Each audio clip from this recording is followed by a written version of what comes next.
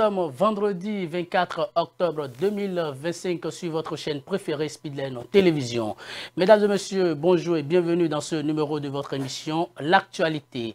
Affaire parrainage sous la Cour constitutionnelle s'est déclarée incompétente. La Sénat a rendu public ce jeudi la liste provisoire des candidats retenus de l'élection présidentielle du 12 avril 2026 en République du Bénin. Il s'agit des duos Romuald Ouadaï, Mariam Chabi Talata de la mouvance présidentielle, Paul Rompé et Judikaël Roch Rouanou des FCBE. Pour en parler sur ce plateau, je reçois pour vous Eitayo Charles Iyayi, analyste politique et directeur de publication du journal Khongo. Monsieur Iyayi, bonjour. Bonjour. C'est un plaisir de vous avoir à nouveau sur ce plateau. C'est moi. Eh bien, nous reviendrons après ceci. Mesdames et messieurs, bonjour. Bienvenue dans la revue des titres de ce vendredi 24 octobre 2025 sur votre chaîne préférée Speedline Télévision. Démarrons par le télégramme d'Étienne Wessou pour lire à la une. Recours à faire parrainage Sodino pour les présidentielles de 2026. La Cour constitutionnelle se déclare incompétente sur le recours du parti LD. Vous aurez plus de détails dans les colonnes de ce journal. Élection générale 2026 au Bénin. L'Église catholique souhaite des échéances libres, transparentes et inclusives. Pour la présidentielle 2026, les duos Ouadaï Talata et Hunkpe Rouanou, validés par la Sénat, Agbodjoloju, Wensavi Bello et Agbosaga, Gansare rejetés, informe le quotidien. Pakpato Média, démarrage ce jour de l'enregistrement des déclarations de candidature aux élections communales. Sakalafia entre appel et rappel aux partis politiques. Recrutement de 115 fonctionnaires des eaux, forêts et chasses au titre de l'année 2024.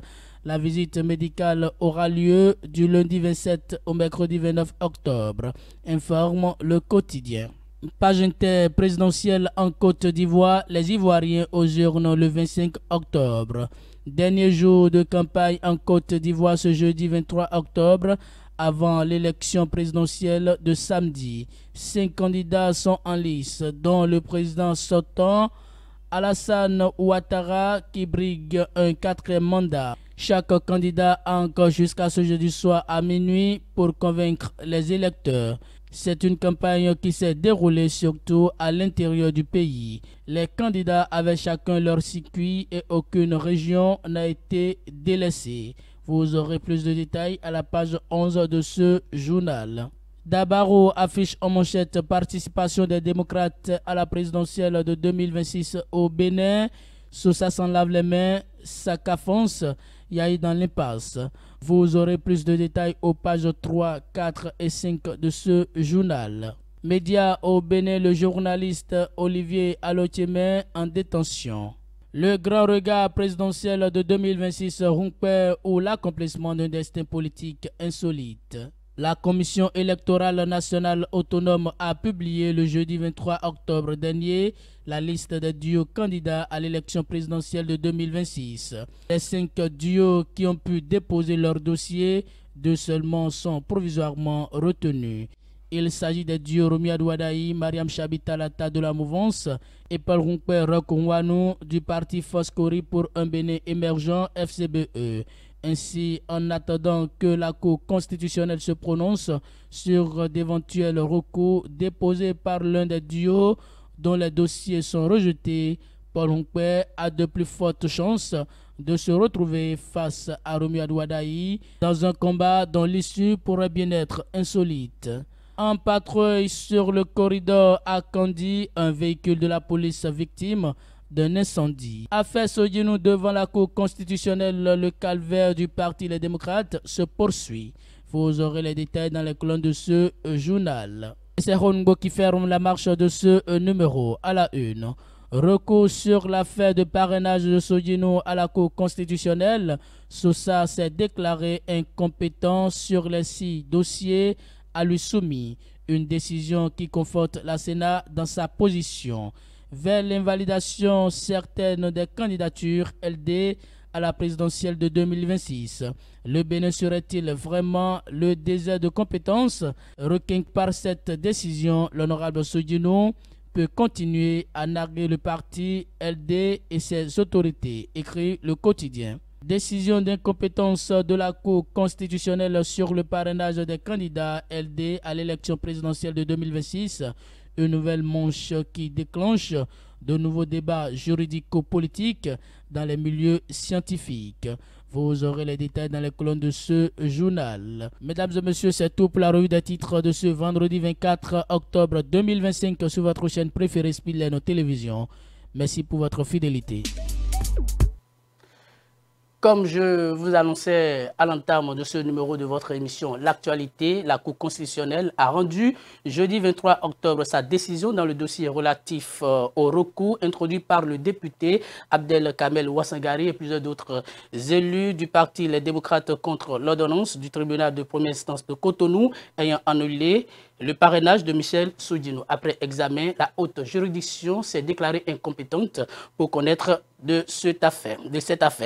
Et pour l'aborder dans votre journal, vous avez titré « Recours sur l'affaire de parrainage de Sodino à la Cour constitutionnelle ». SOSA s'est déclarée incompétente sur les 6 dossiers à lui soumis. Une décision qui conforte la Sénat dans sa position vers l'invalidation certaine de candidature LD à la présidentielle de 2026. Dites-nous tout, sans tabou. Merci, mon frère. Vous me demandez de dire tout sans tabou. Je ne sais pas si c'est moi si je suis compétent pour tout dire. Dans tous les cas, je vais relater ce que je sais de cette nébuleuse, parce que l'affaire devient vraiment une nébuleuse.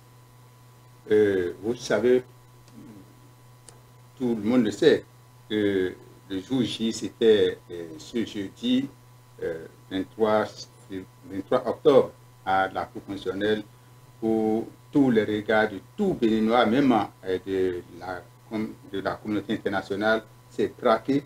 Tous les projecteurs sont braqués sur la Cour constitutionnelle pour savoir qu'est-ce qui va se passer, parce que c'est là le dernier recours en matière constitutionnelle.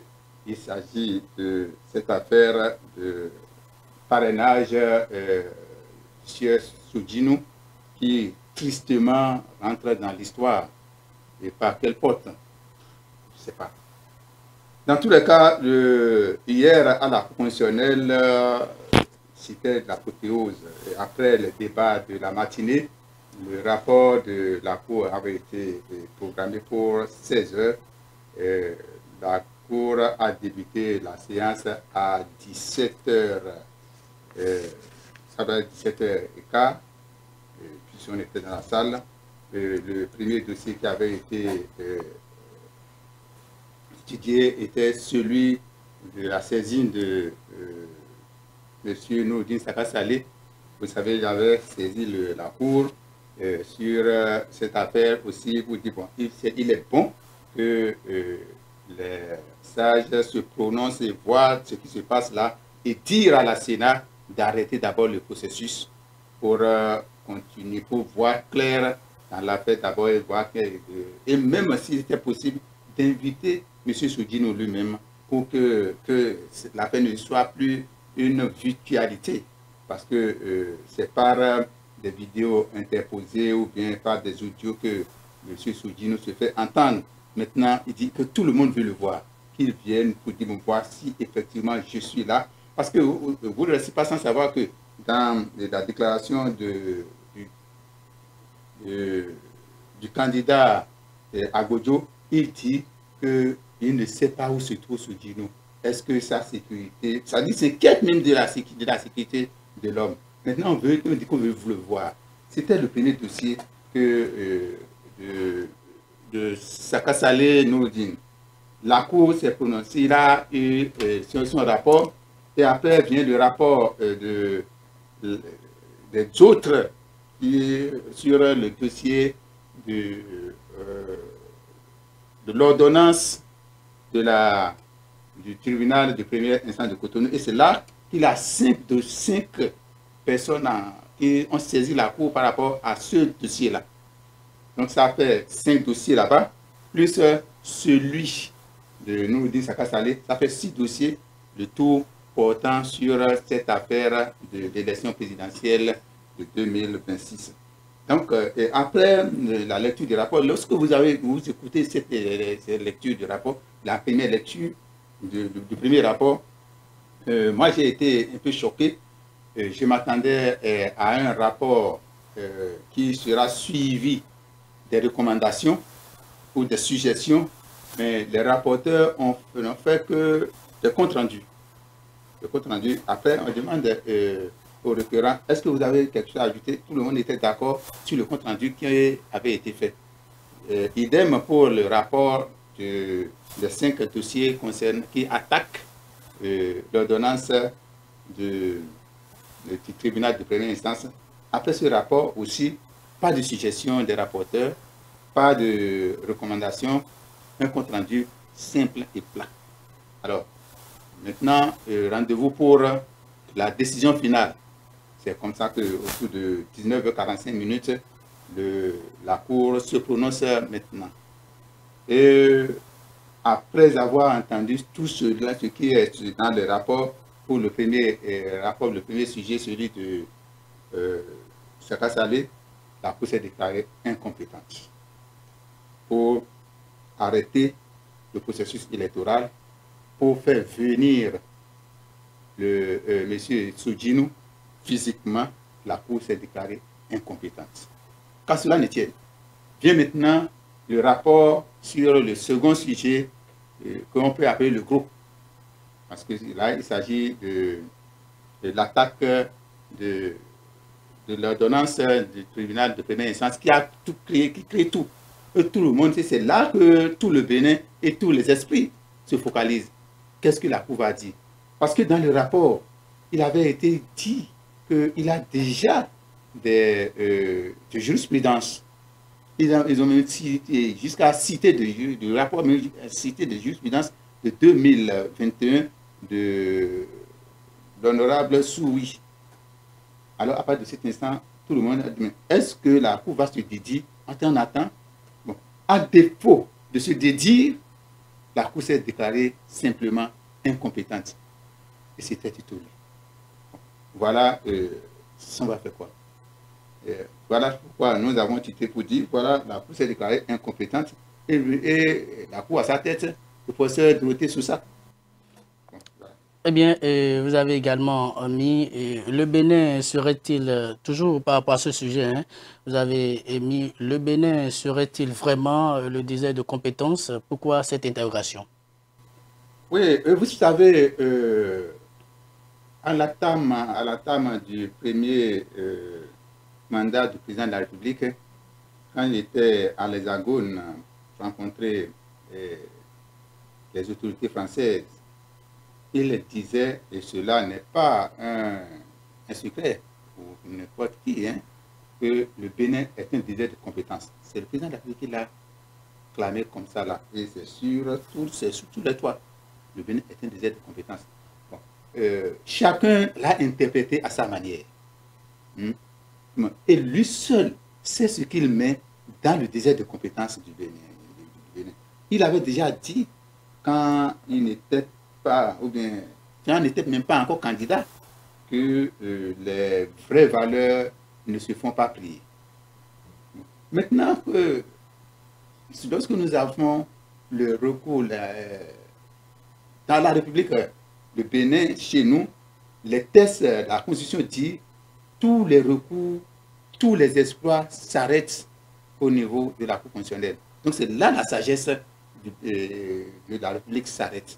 Et maintenant, lorsque les sages de la République se déclarent incompétents face à un sujet aussi crucial que celui de l'élection présidentielle de 2026, alors que le chef de l'État avait déjà parlé de l'incompétence de toute la nation. Lorsque le chef de l'État avait déjà parlé de l'incompétence de toute la nation et que les sages ou tous les recours ou tous les exploits sur lesquels tous les exploits sont focalisés se déclarent incompétents, il échec de se poser la question de savoir ce que le chef de l'État, entre-temps, mettait dans son allégorie, je ne sais pas si je peux l'appeler ainsi, du Bénin était un délai de compétence. Eh bien, il y a un autre article dans votre journal. Vous avez titré « Décision d'incompétence de la Cour constitutionnelle sur le parrainage des candidats LD à l'élection présidentielle de 2026 ». Une nouvelle manche qui déclenche de nouveaux débats juridico-politiques dans les milieux scientifiques. Qu'est-ce qui motive ce titre-là? Oui, vous voyez, ce qui s'est passé à la Cour constitutionnelle ce jeudi interpelle, j'allais dire, les scientifiques, les juristes de haut niveau. Parce que avec les tests constitutionnels, avec les tests républicains que nous avons, même si nous prenons simplement notre constitution et le code électoral, leur interprétation est là, qui sont apolémiques, certains passages qui sont apolémiques, mais ça interpelle, à mon avis, sinon à l'avis de la rédaction, qu'est-ce qu'il faut, qu'est-ce que les étudiants apprennent dans les facultés, dans les amphis, et qu'est-ce qui est vraiment appliqué. Parce qu'à ce niveau-là maintenant, vous allez voir, je suis sûr, que les scientifiques, les grands chercheurs en matière de sciences politiques vont se saisir de cette décision pour en faire assez de recherche et savoir le fondement. Parce que la décision de ce 23 octobre devient, qu'on le veuille ou pas, une jurisprudence dans les décisions et dans le canevas de la juridiction béninoise. Donc, à partir de cet instant-là, lorsque des problèmes similaires vont se poser désormais, qu'est-ce qui va se passer? Maintenant, à l'université, dans des centres de recherche, là, comment est-ce que les gens vont alors prendre les recherches scientifiques au niveau de la science politique et au niveau de la science juridique? Parce que lorsqu'on est peut-être, on ne peut pas pouvoir lire, il y a certaines choses qui sont aussi basiques dans nos tests et que le constituant, sinon les sages pouvaient dire, bon voilà, noir sur blanc, voilà ce qui est écrit et voilà ce qu'on peut déjà appliquer. Bon, à partir de cet instant, je crois que c'est eux maintenant qui envoient les scientifiques à la recherche, les scientifiques à aller encore faire des recherches parce que les gens seront très intéressés pour savoir qu'est-ce qu'il faut faire désormais en matière de sciences politiques, en matière de sciences juridiques face à une décision sur une situation aussi que celle que nous vivons au Bénin depuis ces temps-ci et qui va peut-être nous amener en 2026. Faisons un tour à la Sénat ce jeudi 23 octobre 2025. Liste provisoire des candidats retenus pour le compte de la présidentielle du 12 avril 2026. Seulement 2 duos sont retenus sur les 5 au départ par la Sénat. La candidature du parti d'opposition, les démocrates, a été rejetée pour insuffisance de parrainage. Dites-nous, et quelle lecture faites-vous de cette liste publiée par la Sénat? Bon, ça ne doit pas étonner beaucoup. Bon. Ça ne doit pas étonner beaucoup. Ce qui m'a presque un peu étonné dans la publication de cette liste, c'est qu'il a une coïncidence qui ne dit pas son nom. Parce que aussitôt la décision de la Cour constitutionnelle tombait autour de 20 h. Et je crois que c'est au même instant que, en tout cas c'est dans la même nuit que la Sénat fait sortir la liste des candidats retenus et déjà en même temps le duo tant attendu, parce qu'il faut le dire, le duo tant attendu des démocrates est buffé de la liste. Bon, pour certains, c'est que, bon, ils peuvent s'étonner, même moi, personnellement, je ne suis pas étonné parce que lorsque vous voyez le cheminement, on voit que c'est presque déjà à dessein que ce parti politique ne participera pas à l'élection présidentielle de 2026. Eh bien, élection présidentielle de 2026, dites-nous, vu le paysage politique actuel, comment est-ce que vous voyez les élections en 2026? Pour finir avec ce sujet. Moi, je vois une élection en 2026, sinon je souhaite, pas ce que je vois, parce que je n'ai pas les yeux pour l'avenir, je ne suis pas aussi un prophète, je ne peux qu'avoir des souhaits pour qu'il y ait une élection comme la Sénat même l'a promise au peuple, qu'il y aura des élections transparentes. D'abord, que vraiment ces élections soient transparentes. Et vous avez vu, le clergé a donné de la voix. Le clergé catholique a donné de la voix et demande que les élections générales de 2026 soient des élections inclusives. Donc c'est ça moi aussi mon souhait. Lorsque les élections sont inclusives et qu'elles sont transparentes, je crois qu'elles ne peuvent que générer la paix. Bon, c'est vrai, la paix, on le sait, on le dit, ce n'est pas un vain mot. Il est facile de dire je veux la paix, mais il faut que nous œuvrons pour la paix. Et œuvrer pour la paix ici, mais je crois que c'est fait qu'il est vraiment le dialogue entre des hommes politiques. Et cela, j'ai été très intéressé, j'ai été très content quand nous avons appris aux dernières nouvelles une rencontre qui aurait lieu, qui va être lieu entre le chef de l'État, Patrice Talon, et son prédécesseur Boni Yayi.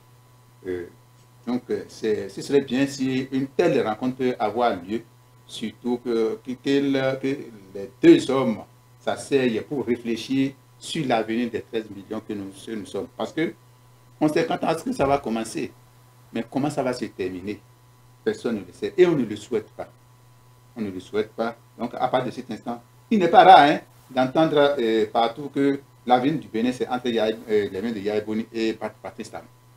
Si ces deux hommes-là s'entendent, je crois que la paix reviendra au pays. Donc, le souhait, c'est que nous souhaitons, moi je souhaite que ce soit des élections pacifiques, et pour qu'elles soient pacifiques, qu'elles soient transparentes, et pour qu'elles soient transparentes, qu'elles soient aussi inclusives. Ok, merci beaucoup d'être venu.